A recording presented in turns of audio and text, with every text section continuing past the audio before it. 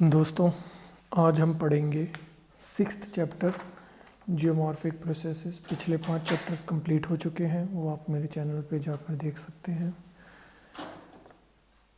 जो geomorphic processes हैं, इसमें हम देखेंगे जियोमॉर्फिक प्रोसेस का सबसे पहले तो मतलब क्या है। जियो means earth, morph means shape. Means geomorphic process का मतलब हुआ वो सब नेचुरल फोर्सेस जो अर्थ के सरफेस के शेप को बनाती या बदलती हैं। जैसे कि आप एग्जांपल लेके देख सकते हैं, जब रिवर जब फ्लो करती है तो वो मिट्टी को घिस कर ले जाकर प्लेन्स बना देती है। जैसे गंगा प्लेन बन जाए ना आपका, वो एरिया सारा गंगा के किनारे वाला एरिया वो प्लेन है। वॉल्केनो जब फटता है तो नए माउंटेन्स बन जाते हैं। तो ये सब जियोमॉर्फिक प्रोसेस हैं जो धरती पर हो रहे हैं। तो इसमें ये जो आप सारा पढ़ेंगे, इसका यही क्रक्स निकलेगा कि आप के अंदर आपके अर्थ पे सनलाइट का क्या इफ़ेक्ट पड़ रहा है, एक्सोजेनिक फोर्सेस क्या है, एंडोजेनिक फोर्सेस क्या है, ये आगे जाके आपको मैं क्लियर कर दूंगा।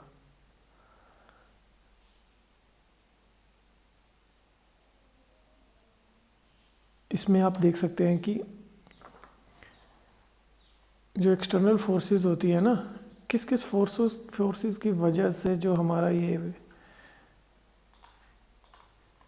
अर्थ में ये चेंजेस आते हैं, जियोमॉर्फिक प्रोसेसेस होते हैं, उनको हम एक्सटर्नल जो फोर्सेस होते हैं उनको एक्सोजेनिक बोल देते हैं, जो इंटरनल होते हैं उसे एंडोजेनिक बोल देते हैं।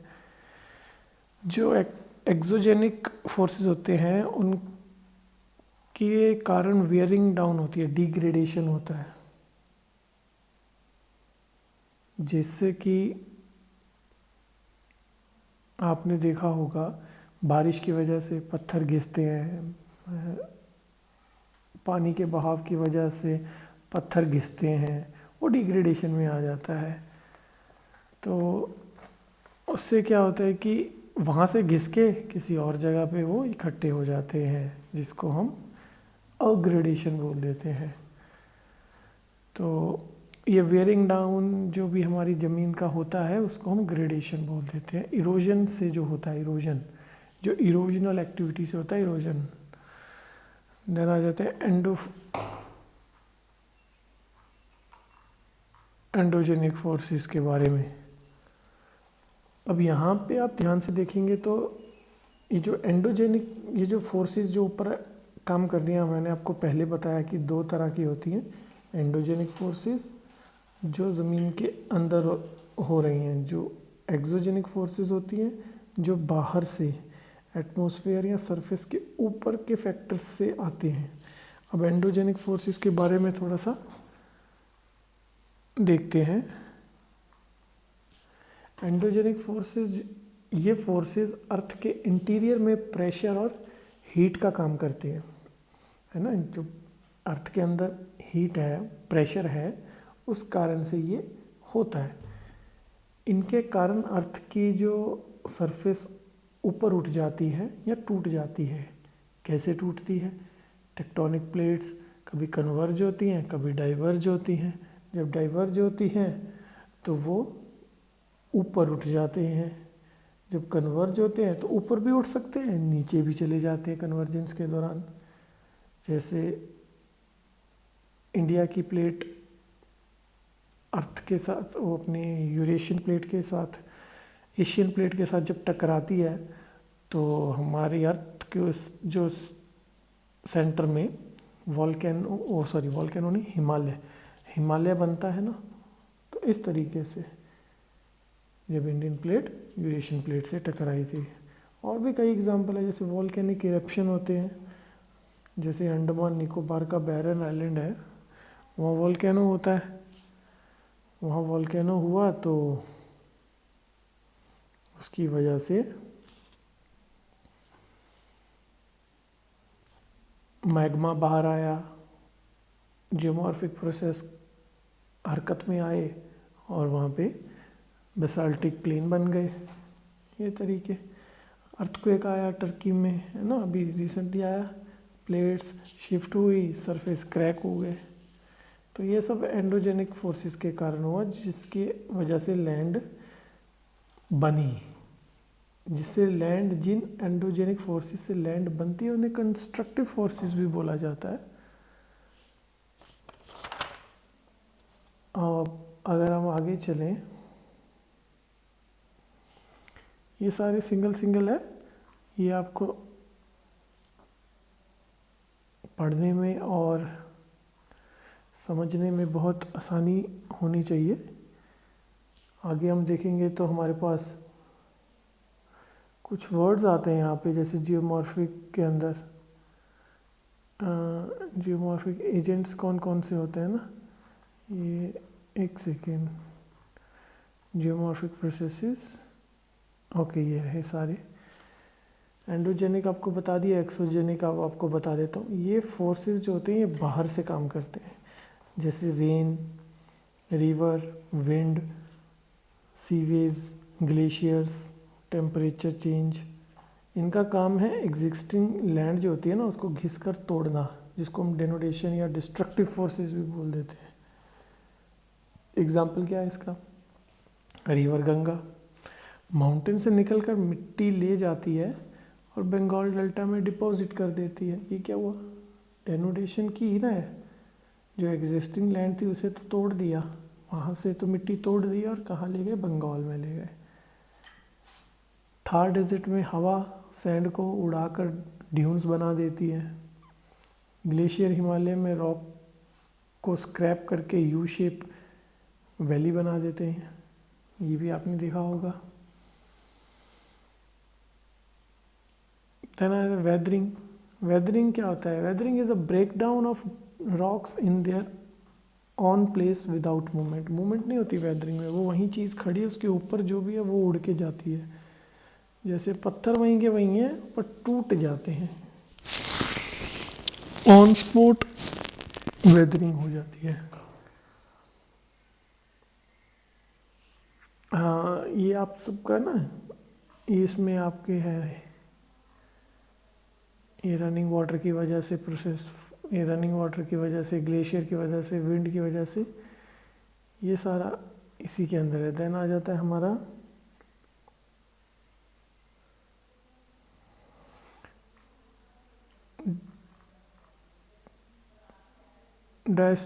डायस्ट्रोफिज्म, या इसके बाद आपका डायस्ट्रोफिज्म है, उसके बाद आपका वोल्केनिज्म है। इससे पहले पहले हमें वेदरिंग के सारे प्रोसेसेस पता होने चाहिए ना, कौन कौन से प्रोसेसेस हैं, वेदरिंग से क्या होता है, कौन कौन से फोर्सेस, एंडोजेनिक फोर्सेस हैं, एक्सोजेनिक फोर्सेस कौन कौन से, ये सारे इसमें अब देखेंगे ना तो आ जाएगा। जैसे कि वेदरिंग फिजिकल भी होती है, मैकेनिकल भी होती है। रॉक टूटता है पर उसका जो केमिकल नेचर है वो सेम रहता है, इसको बोलते हैं फिजिकल वेदरिंग। किस वजह से होता है, टेम्परेचर चेंज हो जाता है, प्रेशर रिलीज होता है, फ्रॉस्ट एक्शन, फ्रॉस्ट एक्शन जैसे कि बर्फ़ को एक्सपेंड होना, उसकी वजह से भी होता है। कुछ एग्जांपल आपको मैं अगर बताऊं इसके, तो इंसोलेशन वेदरिंग जो होती है, राजस्थान में दिन में 40 डिग्री सेल्सियस होता है, रात में -10 हो जाता है या 10 हो जाता है। तो रॉक्स क्या होते हैं, एक्सपैंड होते हैं और कंट्रैक्ट होने से क्रैक्स बन जाते हैं। फ्रॉस्ट एक्शन कैसे होता है, लद्दाख या कश्मीर में चले जाओ आप, पानी जो है वो क्रैक पत्थर होते हैं ना, उस क्रैक्स में घुसकर बर्फ़ बनता है और उस पत्थर को एक्सपेंड कर देता है और तोड़ देता है, वो फ्रॉस्ट एक्शन हो जाता है। ऐसे आएंगे तो एक्सफोलिएशन आ जाता है। एक्सफोलिएशन क्या है कि जो ग्रेनाइट रॉक्स के आउटर लेयर्स पे हीट से ग्रेनाइट ना थोड़ा उतरना शुरू हो जाता है, पील ऑफ हो जाता है, जैसे प्याज का छिलका उतरता है ना, वैसे उसे एक्सफोलिएशन बोल देते हैं। एक्सफोलिएशन ना लड़कियों को तो पता भी होगा, एक्सफोलिएशन के सारे अब ना माल मसाला आता ही है फेस के लिए। देन आ जाती केमिकल वेदरिंग भी होती है, इसमें रॉक के मिनरल्स केमिकल रिएक्शन से बदल जाते हैं। किस वजह से, वाटर की वजह से, ऑक्सीजन की वजह से, कार्बन डाइऑक्साइड की वजह से, जैसे कि ऑक्सीडेशन हो गई, जैसे आयरन वाले रॉक्स ऑक्सीजन से रिएक्ट कर रस्ट बनाते हैं। सेंट्रल इंडिया के लेटरेट सॉइल है यहाँ पे, वो कैसे?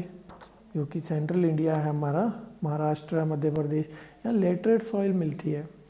Lateral soil rich in iron होती है, आपने देखा होगा रेड कलर में होती है। तो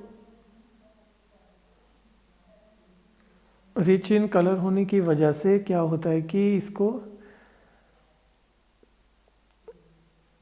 रिच इन कलर, हाँ या रेड रेड से कलर में होती है, आयरन होता है। तो उसके अंदर जब ऑक्सीडेशन कैसे हो जाती है, वो ऑक्सीजन के साथ रिएक्ट हो जाता है, तो वो कमज़ोर हो जाता है, पत्थर में भी रस्ट लग जाता है।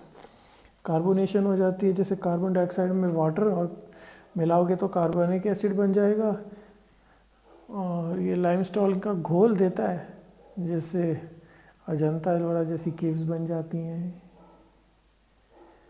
आपने देखा होगा ना।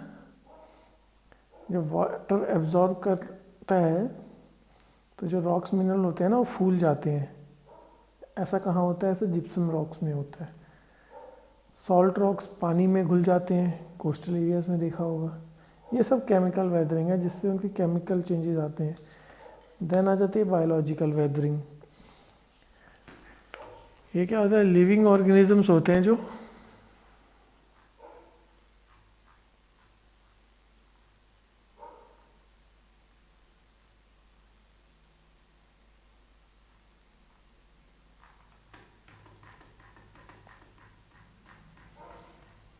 इसमें पहले आपको मैं थोड़ा डायस्ट्रोफिज्म बता देता हूँ, ये थोड़ा मिस हो गया ना।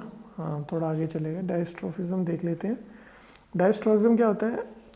इसका मतलब है अर्थ के क्रस्ट का मुड़ना, टूटना या उठना ड्यू टू इंटरनल फोर्सेस।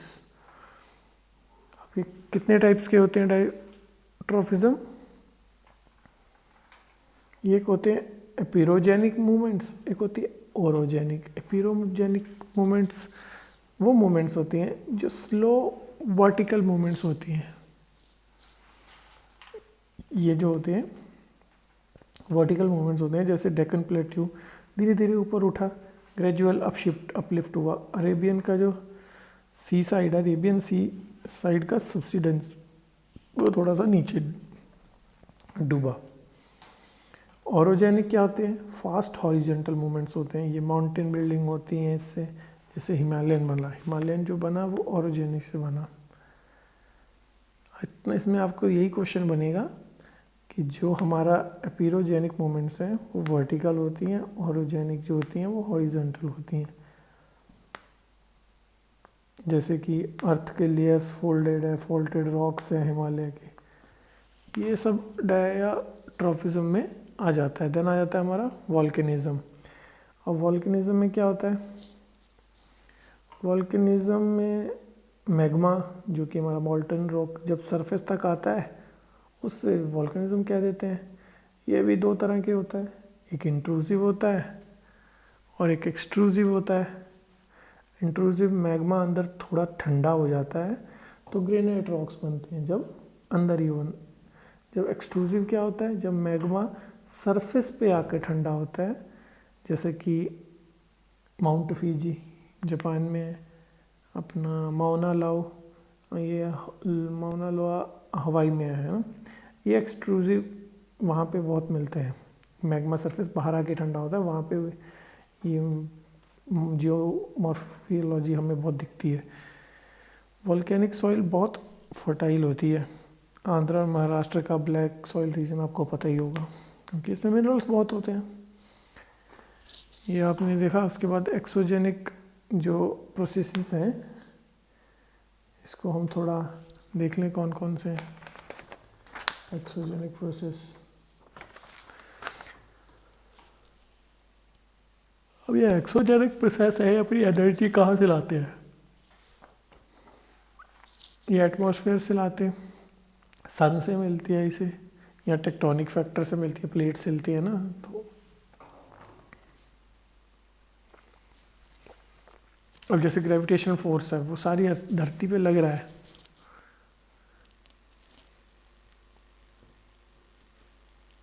और वो मूवमेंट को प्रोड्यूस कर रहा है डाउन डायरेक्शन में, नीचे। एक स्ट्रेस पड़ता है, जो स्ट्रेस है उसका फॉर्मूला क्या है? Force applied per unit area. जो स्ट्रेस प्रोड्यूस होता है सॉलिड के अंदर, वो पुश और पुल की वजह से होता है। पुश करो तब भी स्ट्रेस, पुल करो तब भी स्ट्रेस। उससे क्या होता है, डिफॉर्मेशन हो जाता है। और जो फोर्स इसके अलाउंग काम करती हैं इस अर्थ के फेस पे, वो शेयर स्ट्रेस पड़ता है उस पर, उसको सेपरेटिंग फोर्स बोल देते हैं। यही स्ट्रेस ब्रेक करता है हमारे पत्थरों को। पत्थरों को ब्रेक करने का कारण यही होता है। ग्रेविटेशनल स्ट्रेस के अलावा मॉलिक्यूलर स्ट्रेस भी होता है। उसके कारण क्या है, वो टेम्परेचर चेंज होना, क्रिस्टलाइजेशन होना या मेल्टिंग होना, ये कारण हो सकते हैं। केमिकल प्रोसेसेस भी होते हैं जिसकी वजह से बॉन्ड्स वीक हो जाती हैं, सॉल्युबल मिनरल्स घुलने लगते हैं, जैसे आपको लाइमस्टोन में बताया था। तो जो बेसिक रीज़न है जो वेदरिंग की ओर जाता है, वेदरिंग का कारण बनता है, वो होता है मास मूवमेंट या इरोजन। हर जगह का डिफरेंट क्लाइमेट, रीजन का अलग क्लाइमेट होता है, उस पर अलग तरह के एक्सोजेनिक जियोमॉर्फिक प्रोसेसेस होते हैं, हर जगह अलग अलग होते हैं। इनके दो कारण ज़्यादा हैं प्रोसेस होने के, एक तो हमारा बारिश और एक टेम्परेचर। ये जो टेम्परेचर बारिश दोनों ही अलग अलग जगह अलग अलग है। इन सारी जो भी एक्सोजेनिक प्रोसेसेस हैं, ये सारी एक ही अम्ब्रेला टर्म के अंदर आते हैं, डेनुडेशन भी बोल देते हैं इसे। डिन्यूड का मतलब है स्ट्रिप ऑफ, किसी चीज़ को उतारना, किसी चीज़ का उतरना, अनकवर करना। वेदरिंग क्या है, मास वेस्टिंग या मास मूवमेंट, इरोजन होना पानी की वजह से हो, भले ही हवा की वजह से हो, भले ग्लेशियर की वजह से हो। तो इसका हम देख सकते हैं प्रोसेस, एक चार्ट भी बना हुआ है। तो इससे ज़्यादा कुछ है नहीं, हर जगह यही लिखा हुआ है क्या क्या प्रोसेस है। चलिए आगे चलते हैं। अब डेनोटेशनल प्रोसेसेस कौन कौन से हैं वो आपने इस चार्ट में देख लिया। और बारिश और टेम्परेचर एक जो है एक्सोजेनिक प्रोसेस में बहुत बड़ा रोल प्ले करता है। विंड का भी आपको मैंने बता दिया, वो भी होता है। देन कम्स जो क्लाइमेटिक फैक्टर्स है ना, वो इक्वली इम्पोर्टेंट है। इंटेंसिटी क्या है भाई, किस इंटेंसिटी से बारिश आ रही है, किस इंटेंसिटी से हवा बह रही है, ये मैंने आपको पहले भी बताया, ये फिर से मैं आपको रिपीट कर रहा हूँ। कुछ रॉक्स के बनते, कुछ रॉक सॉफ्ट होते हैं, कुछ हार्ड होते हैं, उस पर भी डिफरेंट एक्शन होता है। हो सकता है कि किसी पत्थर पे बारिश का कोई फ़र्क ही ना पड़ता हो सकता है किसी पत्थर पे बारिश डाली, लाइमस्टोन जैसा पत्थर हो तो वो घुल गया। तो हर पत्थर पे अलग एक्शन होगा, कुछ परमिएबल होंगे, कुछ इम्परमिएबल होंगे। परमिएबल मतलब किसी में बारिश का पानी घुस जाएगा, किसी में नहीं घुसेगा, तो ये अलग अलग होते हैं। लास्ट में यही रिजल्ट निकलता है कि जो भी सरफेस के ऊपर डिफरेंस है अर्थ पे, किसी जगह पे अलग तरह पहाड़ है, किसी जगह प्लेन है, किसी जगह खड्डे हैं, किसी जगह वैली है, किसी जगह जॉर्ज है, तो ये एग्जिस्ट करेंगे। हो सकता है इसका रेट ऑफ ऑपरेशन अलग अलग हो, किसी जगह जल्दी खड्डा बन जाता है, किसी जगह लेट बनता है। अब चंबल की खाड़ियाँ बनी हुई हैं, बीहड़ बने हुए हैं, जंगल बने हुए हैं, वहाँ भी तो नदी बह रही है, पर वहाँ की टोपोग्राफी ऐसी है, वो थोड़ा पानी बहता है तो वहाँ पे इरोजन बहुत होता है, और वो धीरे धीरे छोटी छोटी गलियों से बड़े बड़े नाले और खड्डे बन जाते हैं, और जिसको हम बोलते हैं रिल्स, रिल्स से गिल्स, गिल्स के ऊपर से फिर और बड़े बड़े। नदी एक सिंगल नहीं चल पाती है, वहाँ पे बहुत सारे टोपोग्राफी ख़राब हो जाती है वहाँ की। तो हर एक जगह का अपना अपना है। ये वेदरिंग आ गया, वेदरिंग आपको मैंने समझाया था अभी, और अगर फिर से आप चाहें तो मैं फिर से बता देता हूँ वेदरिंग क्या है। जो रॉक्स को ब्रेक डाउन करना मतलब पत्थर का वहीं पे वहीं टूट जाना, मैकेनिकल डिसइंटीग्रेशन बोल देते हैं। तो उसको इन सीतो भी बोल देते हैं, ऑन साइट पे वहीं खड़ा खड़ा पत्थर टूट गया। कैसे टूट गया? कुछ एक्शंस हुआ होगा, कोई भी एक्शन हो सकता है उसके ऊपर। और वेदरिंग कई तरीके की है, यहाँ मैंने आपको बताई थी, केमिकल, फिजिकल और बायोलॉजिकल। तीनों के मैंने एग्जांपल भी आपको दिए थे भाई क्या क्या हो सकता है। और इसमें सारा कुछ वही लिखा हुआ है। कार्बोनेशन, ये प्रोसेस आपको मैंने बता दिया था कि कार्बोनेशन की वजह से कैसे कि carbon dioxide plus water carbonic acid बनेगा, और ये जब लाइमस्टोन पे पड़ता है तो उसको घोल देता है और कुछ स्ट्रक्चर्स बन जाते हैं अलग अलग, जैसे अजंता एंड एलोरा जैसी केव्स में है। कार्बन डाइऑक्साइड तो एटमॉस्फेयर में बहुत है। इस तरीके से फिर हाइड्रेशन का भी बताया था आपको कि पानी को एब्जॉर्ब कर लेता है। इससे क्या होता है, वाटर ऐड करेंगे उसके अंदर तो वो हाइड्रेट हो जाएगा, सूखेगा वो डिहाइड्रेट हो जाएगा। तो इससे भी वेदरिंग होती है। जैसे एक बार तो उसने उसको चूस लिया पानी ने, मिनरल ने, तो वो एक्सपेंड कर जाएगा, ठीक है। जैसे कैल्शियम सल्फेट है, वो वाटर लेता है तो जिप्सम बन जाता है। बहुत अनस्टेबल होता है कैल्शियम सल्फेट से। कैल्शियम सल्फेट बहुत स्टेबल मिनरल होता है, और जब उसमें पानी आ गया तो वो अनस्टेबल हो जाता है। वो रिवर्सिबल प्रोसेस है। फिर क्या होगा कि कुछ टाइम के बाद उससे पानी निकल जाएगा, फिर वो वापस कैल्शियम सल्फेट बन जाएगा। पानी निकाल दो जिप्सम में से, वो कैल्शियम सल्फेट बन जाता है। तो ऐसा बार बार करोगे वो टूट जाएगा यार कैल्शियम सल्फेट। किसी को इतना रोज रोज थप्पड़ मारते रहोगे तो एक ना एक दिन वो तुम्हें गाली देगा ही देगा ना, वो टूट ही जाएगा। कब तक आपको सहेगा वो। कुछ क्ले मिनरल्स होते हैं, वो भी आपने देखा होगा, फूल जाते हैं जब वो पानी में आते हैं। तो फिर बार वो पानी सूख जाता है तो उसमें तरेड़े आ जाती हैं। तरेड़े मतलब क्रैक्स आ जाते हैं। तो ऐसे ही होता है। आगे हम चलते हैं ऑक्सीडेशन और रिडक्शन। ये आपको मैंने समझाया नहीं होगा पहले।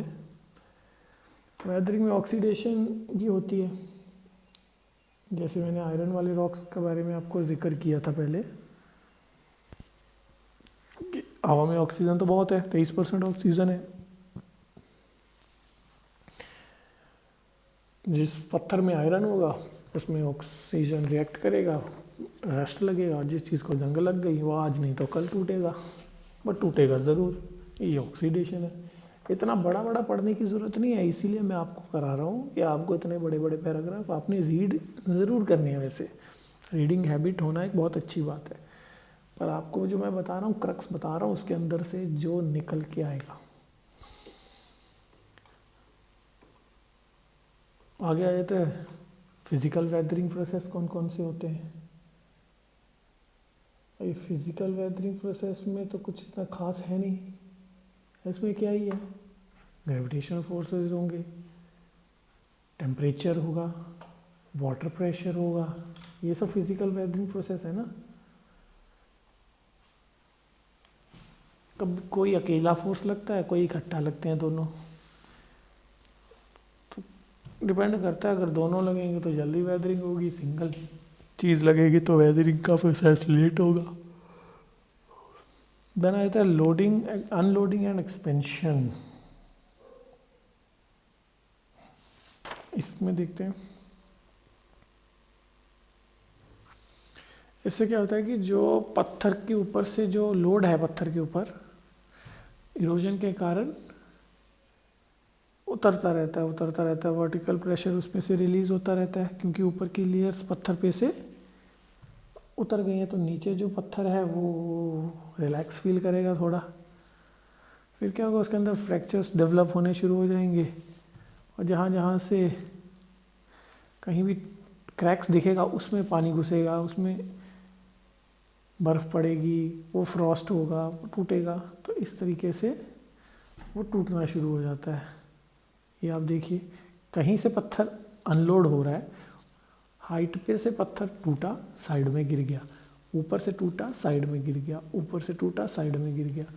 तो ऐसे कर करके इसको बोलते हैं एक्सपेंशन और लोडिंग, अनलोडिंग और sorry expansion. Then comes to our temperature changes.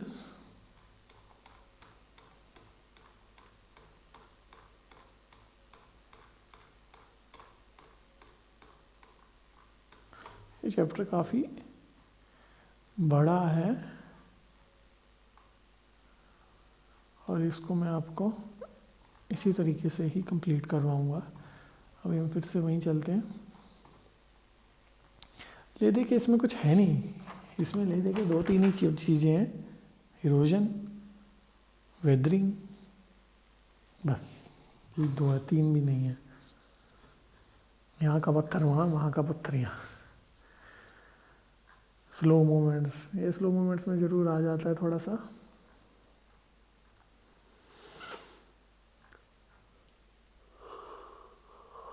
अब टेम्परेचर चेंजेस देख लेते हैं। कुछ मिनरल्स जो रॉक्स के अंदर होते हैं उनकी अपनी लिमिट होती है एक्सपैंड करने की, कंट्रैक्ट करने की। टेम्परेचर बढ़ेगा, हर मिनरल एक्सपैंड करेगा और पुश करेगा, और टेम्परेचर गिरेगा, कॉन्ट्रैक्ट करेगा। इसकी वजह से क्या होता है, मूवमेंट जो अंदर के मिनरल्स की होगी वो रेगुलरली होती रहती है। उससे क्या होता है कि ये ज़्यादातर ड्राई क्लाइमेट्स में होता है, जहाँ पे हाई एलिवेशन होता है, वहाँ पे डायurnal टेम्परेचर बहुत होता है। मतलब दिन में बहुत गर्मी, रात में बहुत सर्दी, टेम्परेचर डिफरेंस बहुत ज़्यादा। वहाँ पर ये टेम्परेचर का इफेक्ट पत्थरों पे बहुत पड़ता है। पत्थर फटीग फील करते हैं और टूटना शुरू हो जाते हैं। Then comes to freezing, thawing और फ्रॉस्ट वेजिंग। फ्रॉस्ट वेदरिंग भी होती है आइस की वजह से। जब पानी पत्थरों के क्रैक्स में जाता है और वो बर्फ़ बनता है तो पत्थर को तोड़ना शुरू करता है।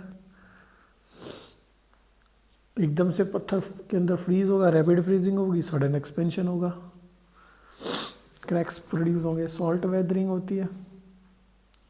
पत्थरों में जो सॉल्ट होता है वो गर्मी की वजह से एक्सपेंड करता है, हाइड्रेशन की वजह से एक्सपेंड करता है, क्योंकि सॉल्ट पानी चूसता भी है, क्रिस्टलाइज होता है। कुछ सॉल्ट जैसे कैल्शियम, सोडियम, मैग्नीशियम, पोटेशियम और बेरियम होते हैं ना, बहुत एक्सपेंड करते हैं वो। उन सॉल्ट्स के एक्सपेंशन के कारण किस पे डिपेंड करते हैं, टेम्परेचर पर और थर्मल प्रॉपर्टीज़ पर। कोई हीट को ज़्यादा एब्जॉर्ब करता है, कोई हीट को नहीं करता है। हाई टेम्परेचर मतलब 30 से 50 डिग्री सरफेस, वहाँ पे ये सॉल्ट एक्सपेंशन होते हैं। इससे भी वही होता है सेम, जैसे सोडियम क्लोराइड और जैसे सोडियम क्लोराइड है या फिर जिप्सम है, इसमें क्रैक्स डेवलप ऐसे ही होते हैं। पानी गया फिर पानी निकला, पानी अंदर गया, पानी ख़त्म हो गया। बायोलॉजिकल एक्टिविटी और वेदरिंग का क्या लेना देना है। बायोलॉजिकल वेदरिंग होती क्या है, ये बहुत अच्छा क्वेश्चन है। जिससे लिविंग ऑर्गेनिजम्स होते हैं ना, वो रॉक्स को तोड़ते हैं। जैसे रूट्स होती हैं, ट्री की रूट्स होती हैं, वो ज़मीन में पत्थर के बीच में घुस के तोड़ देते हैं। पत्थर तोड़ दिया भाई। टर्माइट्स होते हैं कुछ, या कुछ कीड़े होते हैं, वो सॉइल को लूज़ कर देते हैं। एल्गी होती है, वो ख़राब करती है, पत्थर के ऊपर लग जाती है, पत्थर की लाइफ कम करती है। बाकी ह्यूमन माइनिंग करते रहते हैं, कंस्ट्रक्शन से, उससे भी रॉक्स पे फ़र्क पड़ता है।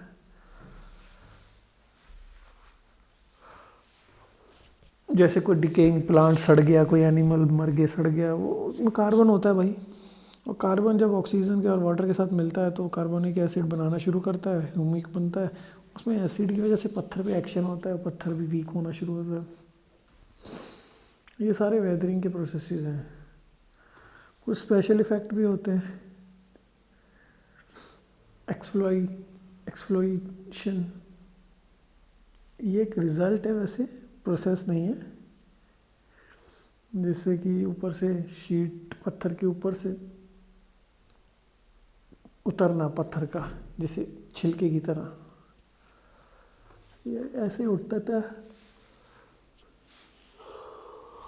कंट्रैक्शन और एक्सपेंशन के कारण। वेदरिंग का फ़ायदा क्या भाई, सिग्निफिकेंस भी है भाई इसका। देखिए इससे क्या होता है कि बड़ा पत्थर टूट के छोटा बनता है। इससे क्या है कि मिट्टी बनती है। मिट्टी भाई वेदरिंग के प्रोसेस से बनेगी ना, मिट्टी बनेगी तो उसमें कुछ उगाओगे, पत्थर में थोड़ी कुछ उगाओगे।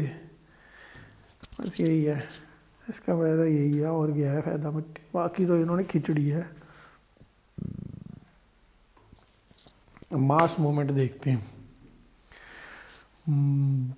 कचरे की, डेब्रिस की, पहाड़ों से आपने लैंडस्लाइड देखा होगा, वो गिरता है, मूवमेंट होती है ना।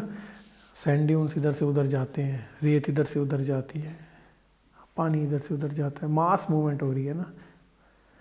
तो इसके अलग अलग नाम दिए हुए हैं, ये सारा वही है इसमें। इसे ये याद रखना कि किस मूवमेंट को क्या बोला जाता है। जैसे स्लो मूवमेंट्स में क्या आता है, क्रीप, ये वर्ड याद रखना। ये इसमें थोड़ा मॉडरेट स्टीप चढ़ाई होती है, मॉडरेट, ज़्यादा नहीं चढ़ाई होती है। स्लोप्स होते हैं, उसके ऊपर सॉइल कवर होती है। मूवमेंट बहुत स्लो होती है क्रीप की, याद रखना। इसलिए यू आर क्रीप, बहुत गिरे हुए हो तुम, बहुत नीच हो तुम। ये भी नीच है क्रीप, बहुत स्लो चलता है। इसमें रॉक भी आ सकते हैं, सॉइल भी आ सकती है।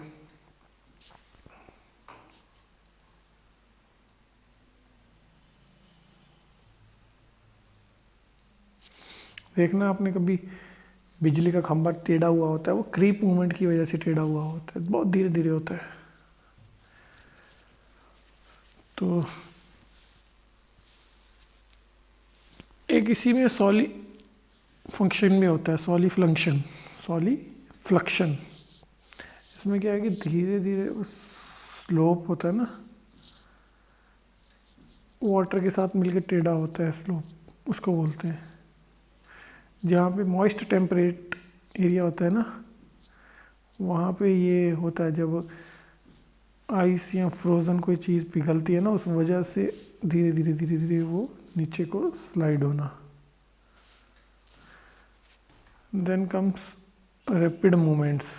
रैपिड मूवमेंट्स में मड फ्लो आ जाता है, अर्थ फ्लो आ जाता है, ये रैपिड मूवमेंट्स आ जाती है। क्रीप, इसमें स्लोप स्टीप होती हैं, वो रैपिड मूवमेंट्स आ जाती हैं, जिससे मड फ्लो हो जाता है, एवलांचे आ जाता है, लैंडस्लाइड आ जाता है, ये सब रैपिड मूवमेंट्स में आ जाता है। इतना डिटेल इसमें और कुछ है नहीं। लैंडस्लाइड्स अब इसमें क्या बताएं आपको, लैंडस्लाइड है भाई तो है, ऊपर से गिरा, पत्थरों पे आके धरती पे गिर गया। ज़्यादा डिटेल समझना है तो हरियाणा वाली, नहीं सॉरी हरियाणा कह रहा हूँ, हिमाचल चले जाओ, उत्तराखंड चले जाओ, दिख जाएंगी लैंडस्लाइड्स। वैसे याद रखना है रैपिड मूवमेंट है। स्लंप याद रख सकते हो। कुछ रॉक्स के पहाड़ डिगना और उनकी रोटेशन बैकवर्ड होती है। वो ऐसे आपको देखने में लग रहा है कि वो गोल गोल गोल गोल आगे को हो रहे हैं, नहीं, वो गोल गोल गोल गोल बैकवर्ड रोटेशन हो रही होती है। याद रखना है बस, स्लंप, जिसको रैपिड रोलिंग और स्लाइडिंग ऑफ अर्थ। और अगर वो ही पत्थर बैकवर्ड मूवमेंट रोटेशन ना करे, वो डेब्रिस स्लाइड हो जाता है। इससे क्या होता है, डेब्रिस स्लाइड जो होता है ना, वो ज़्यादातर सीधा ऊपर से गिरता है पत्थर, क्योंकि वो रोटेट तो हो ही नहीं रहा। रोटेट होता तो फिर वो स्लंप होता, और रोटेट नहीं हो रहा है तो वो डायरेक्ट गिरा, ऊपर से किसी ने धक्का मारा है पत्थर को और पत्थर सीधा डायरेक्ट नीचे गिरा है ओवर हैंगिंग से। बाकी ये छोटे छोटे वर्ड्स हैं, आप कई बार हम नहीं इस पर गौर करते, हमें लगता है रॉक स्लाइड भी सेम है, लैंड स्लाइड भी सेम है, स्लंप भी सेम है, डेब्रिस स्लाइड भी, सब कुछ आ ही तो ऊपर से रहा है ना। और नहीं, इनके नाम बने हुए हैं। स्लो में आ रहा है, मिट्टी स्लो में आ रही है, क्रीप है, मड फ्लो आ रहा है, रैपिड मूवमेंट है, स्टीपर है, ये चीज़ें याद रखने वाली हैं। देन कम्स लैंडस्लाइड्स, एवलांचे तो आपको पता है बर्फ़ पे आता है।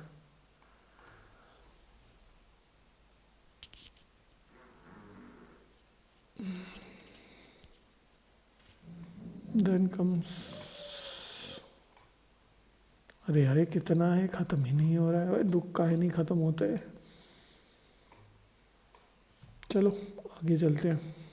इरोजन और डिपोजिशन, अरे तो आपने छोटी क्लासों में भी पढ़ा होगा ना, जब कोई बड़ा पत्थर टूटता है वो छोटे छोटे फ्रेगमेंट्स में बनता है, इरोजन होती है, वाटर की वजह से होती है, विंड की वजह से होती है, जानवरों की वजह से भी होती है। जानवरों की वजह से कैसे, घास खा जाते हैं, बाइंडिंग तो घास ही करता है, जब बाइंडिंग नहीं रहेगी तो मिट्टी उड़ेगी। तो ये कहीं से इरोजन हुआ, कहीं डिपॉजिट कर दिया उन्होंने, बस इतना ही। यहाँ इन्होंने बिना मतलब के फॉर्मूले बना रखे हैं, आपके कहीं पेपर में नहीं आएंगे। जैसे यहाँ लिखा हुआ है गैसियस, लिक्विड और सॉलिड के ना, इसमें लिखा application of the kinetic energy associated with the agent to the surface of the land along which it moves. इसका मतलब कि काइनेटिक एनर्जी क्या है, वो एसोसिएट किससे करती है, जो सरफेस को उड़ाने वाला एजेंट होता है ना, उसका फॉर्मूला बना रखा है, kinetic energy is equal to half into mv²। ये तो ऑलरेडी लिखा हुआ है, पहले से पता है, आइंस्टाइन बता गया हमें। Half is equal to k is equal to half mv², है मतलब मास, भी मतलब वेलोसिटी, कितनी वेलोसिटी से कोई चीज़ गिर रही है, कोई चीज़ उड़ रही है। ग्लेशियर्स बहुत लो वेलोसिटी पे चलते हैं क्योंकि बहुत भारी होते हैं ना, इसलिए।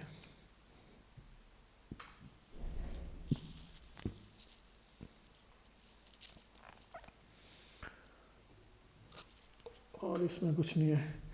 डिपोजिशन क्या है, वो कॉन्सिक्वेंस है इरोजन का। इरोजन होगी तो डिपोजिशन होनी ही होनी। कैसे होनी भाई, क्योंकि कोई चीज़ टूटी है तो कहीं ना कहीं तो जाके बैठेगी, किसी का दिल टूटा है तो कोई ना कोई तो जोड़ेगा ही। चलिए, deposition is a consequence of erosion. आगे चलते हुए हम चलते हैं सॉइल और सॉइल फॉर्मेशन के ऊपर। ये थोड़ा अच्छा है, ये हमारा मुझे लग रहा है सॉइल के बाद ख़त्म। ओह नाइस, ये थोड़ा इसको आप ध्यान से पढ़े सॉइल फॉर्मेशन को। पेडोलॉजिस्ट होता है जो सॉइल की स्टडी करता है, ये आपको पहले मैंने बता दिया था। इसमें जो पढ़ने वाली चीज़ है, मोटा मोटा सीधा ही हम वहीं जाएंगे, और अब इसके करैक्टरिस्टिक नहीं पढ़ने जाएंगे भाई, इस मिट्टी है बहुत उपजाऊ है, इसमें ये उगता है वो उगता है, ये नहीं। ये देखा जाएगा कि सॉइल की जो फर्टिलिटी है टेम्परेचर पे भी डिपेंड करती है। कोल्ड और वार्म टेम्परेचर या ड्राई और मॉइस्ट टेम्परेचर जैसे क्या होता है, वो स्लो हो जाती है अगर सॉइल बहुत ठंडी हो या बहुत सूखी हो। उसकी बायोलॉजिकल एक्टिविटी, उस पर कुछ भी उगना थोड़ा मुश्किल हो जाता है। जो ऑर्गेनिक मैटर हो जाता है वो इंक्रीज हो जाता है जब पेड़ पत्ते टूटते हैं करते। सॉइल केमिस्ट्री या उसका ऑर्गेनिक मैटर या मॉइस्चर या सीज़न बदलना, ये सब इसके साथ इंटर रिलेटेड होते हैं। एडजस्ट कर लेती है सॉइल, एडजस्ट हो जाती है जिस जहाँ रह रही होती है। अब ये है कि सॉइल आई कहाँ से। सबसे पहले तो वेदरिंग, पत्थर टूटे सॉइल बन गई, है ना।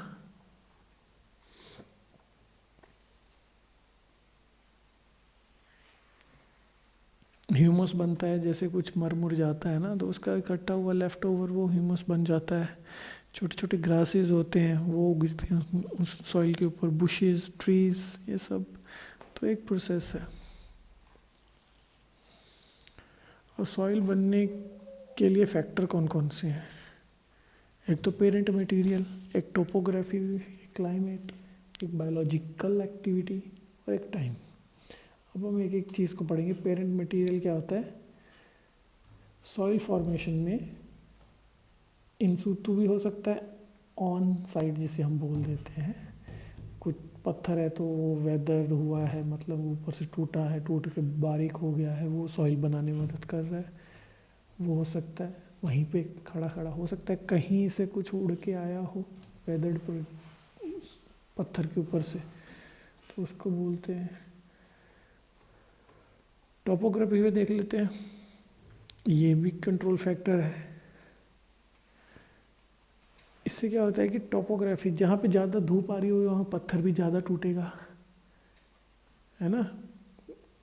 रात को ठंडा, दिन में गर्म, उस टोपोग्राफी में भी सॉइल बनते हैं।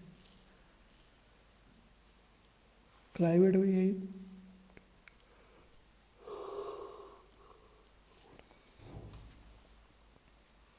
जो सॉइल होती है ना वो थिन होती है स्टीप स्लोप्स पे, और थिक होती है फ्लैट पे। क्यों? वहाँ इकट्ठी हो रही है, स्लोप पे नहीं वो रुक पा रही है।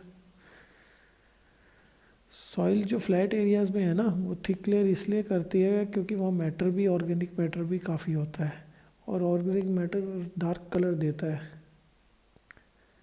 सॉइल को। जो हमारे मिडल लैटिट्यूड्स हैं, साउथ फेसिंग स्लोप्स जो होती हैं, सनलाइट को एक्सपोज्ड होती हैं, उनकी डिफरेंट कंडीशन होती हैं। देन आ जाता है क्लाइमेट। क्लाइमेट आपको यही है सेम, मॉइस्चर, बारिश, टेम्परेचर। ज़्यादा पानी से क्या होगा? एरोजन होगा, डाउनवर्ड ट्रांसपोर्टेशन होगी सॉइल कंपोनेंट्स की, वो सॉइल बहकर आ जाएगी कहीं, उसे हम बोलते हैं इल्यूविएशन, और उसको कहीं और डिपॉजिट कर देगी मिट्टी को, उसे बोलते हैं आइलूविएशन। एक आइलूविएशन है, एक इल्यूविएशन है। ई से और आई से फ़र्क है, देख लीजिए। ई मतलब इरोजन, आई मतलब डिपोजिशन।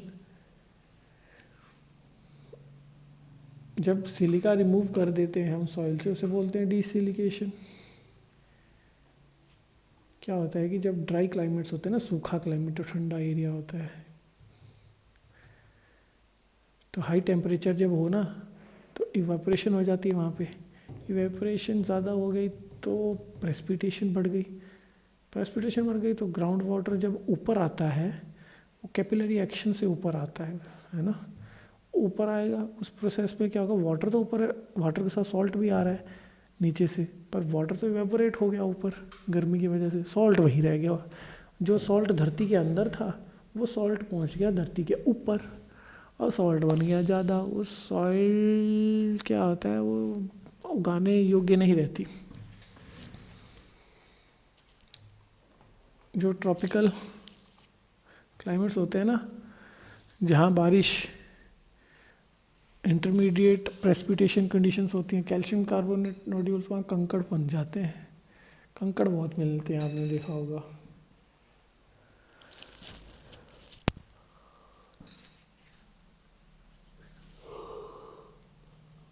टेम्परेचर दो तरीके से एक्शन करता है, इंक्रीज करता है या रिड्यूस करता है केमिकल और बायोलॉजिकल एक्टिविटी को।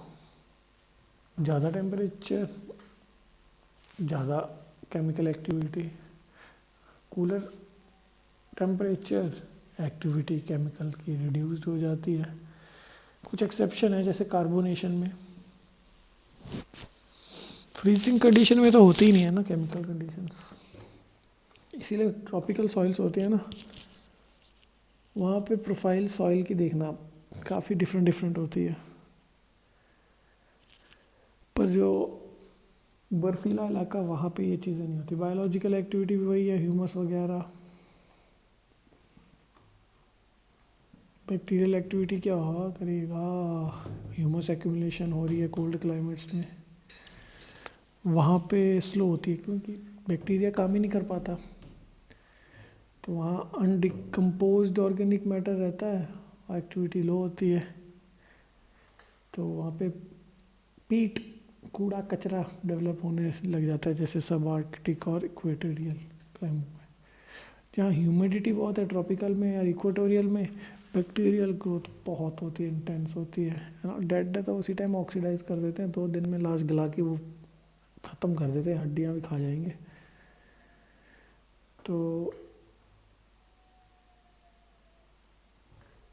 वहाँ ह्यूमस कंटेंट कम होगा। सब तो खा ही दिया, ह्यूमस तो तभी बचेगा ना जब कुछ बचेगा। बायोलॉजिकल एक्टिविटी इतनी ज़्यादा है। आगे चलते टाइम के साथ सॉइल बनी जाती है प्रोफाइल डेवलप होती रहती है, जैसे जैसे टाइम निकलता है सॉइल मैच्योर होती है, सारे प्रोसेस आते हैं, सब कुछ उसमें आता है, तो सॉइल बनने का टाइम बहुत है। आपने देखा होगा आजकल हमारे वो गुरुजी है ना, जग्गी जी, उनका पूरा नाम I am not getting it.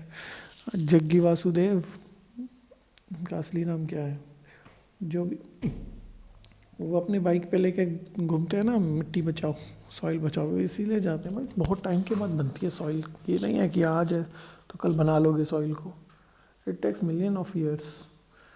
चलिए एक्सरसाइज देखते हैं। Gradational process, which one of the following process is a gradational process? Erosion, okay. Then which one of the following material is affected by hydration process? Hydration से कौन सा? Clay. Granite तो क्या ही चूसेगा। Salt को भी पढ़ने पर सॉल्ट को इतना फर्क नहीं पड़ता है, क्ले को ज़्यादा पड़ता है। Debris एवलांचे can be included in the category of rapid landslide, slow flow mass movements या सबसिडेंट्स? आपको मैंने बताया कि जो एवलांचे होगा वो रैपिड फ्लो मास मूवमेंट में आएगा।